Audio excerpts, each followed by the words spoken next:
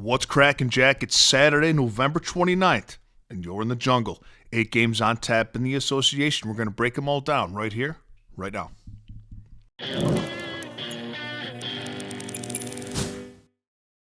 Greetings, everybody. Welcome back to the show. And if you're joining us for the first time, welcome to the jungle. I'm going to break down all 8 games in the NBA and give you my best bet, sometimes 2, for each one of those games. I'm also going to leave 2 links for you in the comments section. The first link is to my $5 favorite play of the day. And for just $5 and no further obligation, you get my best NBA bet of the day text to your phone. Yesterday's play was Peyton Watson of the Nuggets over 13.5 points. Congratulations to all who cashed. We're now 21-6 in 27 NBA $5 favorite plays of the day. The second link is to my Black Friday sale, and it ends today at the stroke of midnight. The link turns off. So ordinarily, a year membership in the jungle is $199, but until midnight today, it's just $169. So for $169 a year, you get all sports, all access of everything I handicap: NBA, NFL, MLB, college basketball, and college football. You get my full betting card every single morning. You get access to our members-only Discord and a direct line to me if you'd like my opinion on any other bet that you are considering placing. Yesterday's full recap is brought to you by Outlier.bet, the top name in sports betting research, and by Red Lobster, complimentary loose candies with the purchase of a 10-ounce lobster tail or more. We were 3-1 yesterday. Now remember, when I recap, in the videos I break down every game on the slate, but I don't bet every game. Those are my best plays for those games. So the recap that I do are the bets that I made and I gave out to Jungle members, and those bets do come from the video. So we were 3-1 yesterday. We hit on Peyton Watson over points. We hit on Jalen Johnson over points. We hit on Keontae George over points. We missed on Luka over points plus rebounds. In November now, we're hitting 59% of our bets in the NBA. We're 58-42. We're up 14.8 units. Our journey today begins in Minnesota with the Celtics catching 6.5 points against the Wolves over-under 227.5. The Celtics have won 5 of their last 6 games and have covered this number of plus 6.5 in 78% of games this season. Minnesota has lost 3 straight, and they're just 39% against the number this season. 6.5 is too many to give Boston, even with Jaylen Brown being questionable. The Celtics allow the fewest points of any team in the association. They should be able to keep this game close. Take the points with Boston and also consider Peyton Pritchard over 17.5 points. He's been over this line in 6 of his last 10 games with a median of 19 points a game, 35 minutes played, and 16 shot attempts. Toronto minus 8.5. At Charlotte, the over-under is 228.5. Now, you hear me say all the time, the Hornets are a collection of good basketball players, but not a good basketball team. They've lost 6 of their last 7 games and have only covered this number of plus 8.5 in 43% of games this season. Toronto is arguably the best team in the East right now. They've won 9 straight games and have covered this number of minus 8.5 in 7 of them. Lay the points with the Raptors. Also consider Emmanuel Quickley of Toronto over points plus rebounds plus assists. Chicago minus 4.5 at Indiana. The over-under is 243.5. Both these teams on day 2 of a back-to-back. This is going to be unpopular, but I like the Pacers with the points in this game. Since the Pacers have become healthier, they've covered the spread in their last 5 games. The Bulls are 0-5 against the spread their last 5 games. After a hot start, they're spiraling. Take the points with the Pacers. Also consider Benedict Mathurin of Indiana over 23.5 points. It's a high line, but Andrew Nembhard is out, and most of his usage will go to Mathurin. Brooklyn plus 11.5 at Milwaukee. The over-under is 220.5. Despite their struggles, and Milwaukee has struggled, they've lost 6 straight games and they're 1-9 against the spread in their last 10. Despite all that, I would still lay the points with them here. The Brooklyn Nets are the lowest scoring team in the NBA by a mile, and they've lost 6 straight games. They're 1-9 against the spread in their last 10.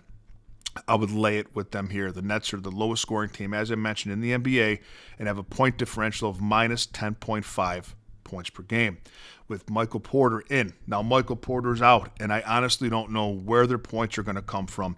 I would lay it with the Bucks here. Not my favorite game, but it's a chance to get right for the Bucks at home here.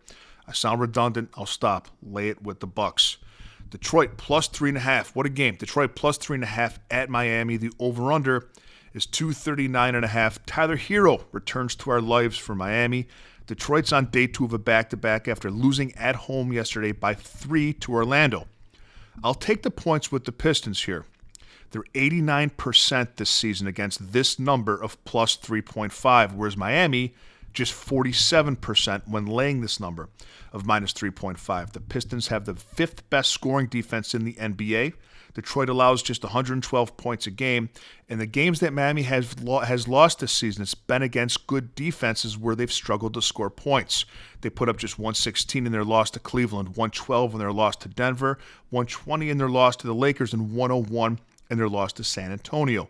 Detroit should keep this game within the number and also look at Cade Cunningham over 28.5 points coming off of a loss. J.P. Bickerstaff will not cut his minutes on the second day of a back-to-back off a loss. Last time it was day 2 on a back-to-back off of a loss. Cunningham put up 46 points.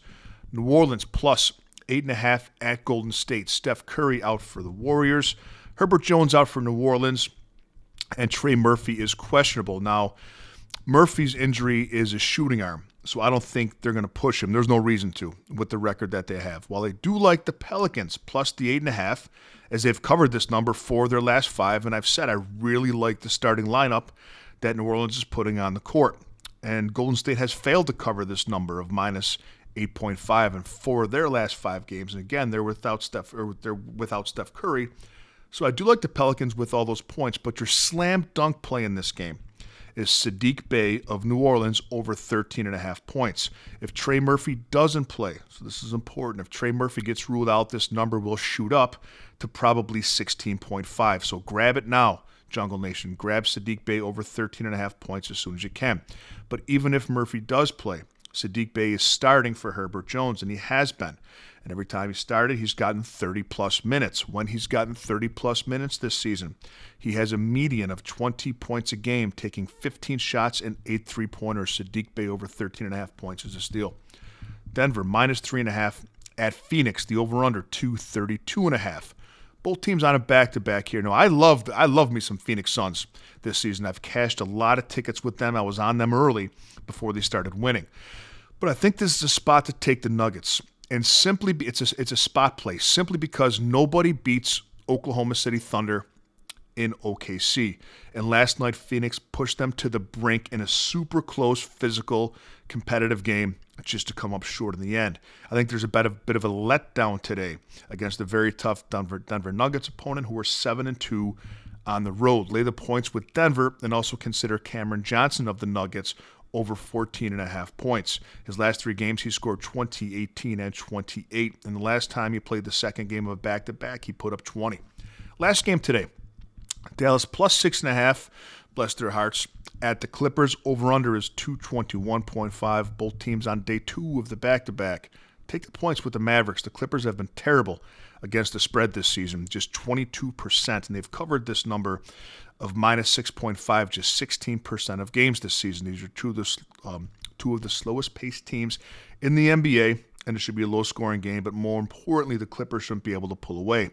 I also like James Harden, though, over his 26.5 point total. Kawhi Leonard has not been cleared yet to play day 2 of back-to-backs, to my knowledge, and so that means that Harden's usage will go back to where it was before Leonard, which is shooting every single play. Have a great day, Jungle Nation. Enjoy the rest of your Saturday, and I'll see you next time with a little more money in your pocket.